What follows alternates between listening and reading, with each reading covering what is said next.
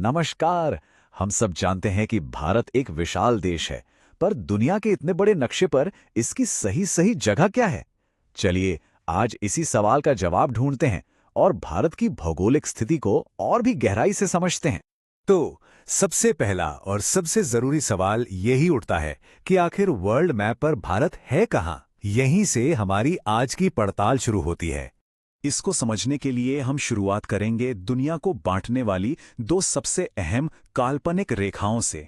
ये रेखाएं हैं भूमध्य रेखा और प्रधान मध्याह्न रेखा। देखते हैं इनके हिसाब से भारत कहां बैठता है। तो देखिए, भारत पूरी तरह से भूमध्य रेखा यानी इक्वेटर के उत्तर में है। इसका मतलब हम उत्तरी गोलार्ध या नदन हेमिस्फीयर में हैं, और साथ ही हम प्रधान मध्याह्न रेखा यानी प्राइम मेरिडियन के पूर्व में हैं, जिससे हम पूर्वी गोलार्ध या ईस्टर्न हेमिस्फीयर में आ जाते हैं। तो कुल मिलाकर भारत की लोकेशन हुई दुनिया का उत्तर पूर्वी कोना। अच्छा, ये तो हुई दुनिया के हिसाब से बात। अब जरा और जूम इन करते हैं और भारत की जो मुख्य भूमि है उसके सटीक अक्षांश और देशांतर को समझते हैं। ये नंबर्स ही हमारे देश की विशालता का असली पैमाना है।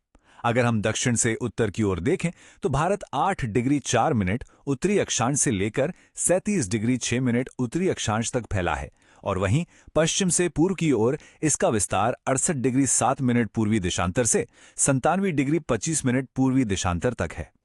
और पता है, इसमें एक बहुत दिलचस्प बात है। भारत का उत्तर से दक्षिण का फैलाव और पश्चिम से पूरब का फैलाव दोनों ही लगभग 30 डिग्री का है ना कमाल की बात। और इसी भौगोलिक समानता का सीधा असर हमारे देश के समय और जलवायु पर पड़ता है। तो जब हमने देश की सीमाओं को समझ लिया है, तो अब बारी है इसके चारों कोनों पर मौजूद सबसे दूर के पॉइंट्स को जानने की। ये हैं भारत के 4 सबसे एक्सट्रीम कोने। सबसे उत्तर में है बर्फीला इंदिरा कौल, जो जम्मू कश्मीर में है। सबसे दक्षिण में है अंडमान निकोबार द्वीप समूह का इंदिरा पॉइंट।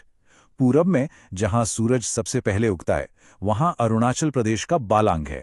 और पश्चिम में गुजरात का सर क्रीक हमारा आखिरी बिंदु है।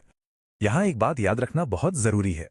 साल 2004 में जो भयानक सुनामी आई थी, उसने भारत के सबसे दक्षिणी सिरे यानी इंदिरा पॉइंट को पूरी तरह से समुद्र में डुबो दिया था। यह इस बात का सबूत है कि प्रकृति की ताकत नक्शे तक बदल सकती है। इसीलिए इन दोनों में फर्क करना बहुत जरूरी है। अगर कोई पूछे कि पूरे भारत का सबसे दक्षिणी बिंदु कौन सा है, तो जवाब है इंदिरा पॉइंट। लेकिन अगर सवाल सिर्फ मुख्य भूमि यानी मेनलैंड का हो, तो वो बिंदु है कन्याकुमारी, जो तमिलनाडु में है। चलिए अब भारत की सीमाओं के अंदर चलते हैं और एक ऐसी बहुत ही महत्वपूर्ण रेखा को देखते हैं जिसका सीधा असर हमारे देश की जलवायु पर पड़ता है। ये है कर्क रेखा यानी ट्रॉपिक ऑफ कैंसर। 23.5 डिग्री उत्तरी अक्षांश पर खींची गई ये एक काल्पनिक रेखा है जो भारत के लिए बहुत खास है। खास इसलिए क्योंकि ये देश को लगभग 2 बराबर हिस्सों में बांट देती है। और हां, ये रेखा सिर्फ नक्शे पर ही नहीं है, ये असल में भारत के 8 राज्यों से होकर गुजरती है। पश्चिम में गुजरात से शुरू होकर फिर राजस्थान, मध्य प्रदेश, छत्तीसगढ़, झारखंड, पश्चिम बंगाल, त्रिपुरा और आखिर में मिजोरम से होते हुए निकल जाती है। इस एक लाइन का हमारे देश की जलवायु पर सीधा सीधा असर पड़ता है। कर्क रेखा के दक्षिण का जो हिस्सा है वो उष्ण यानी कि ट्रॉपिकल क्लाइमेट जोन में आता है, जबकि इसके उत्तर का हिस्सा उपोष्ण यानी सब ट्रॉपिकल क्लाइमेट जोन में आता है। तो आखिर में हम क्या समझे, ये कि ये रेखाएं और बिंदु सिर्फ नक्शे पर बने निशान नहीं हैं। असल में यही वो निर्देशांक हैं जो भारत की अलग अलग जलवायु, यहाँ के समय और हमारी एक अनोखी पहचान की नींव रखते हैं।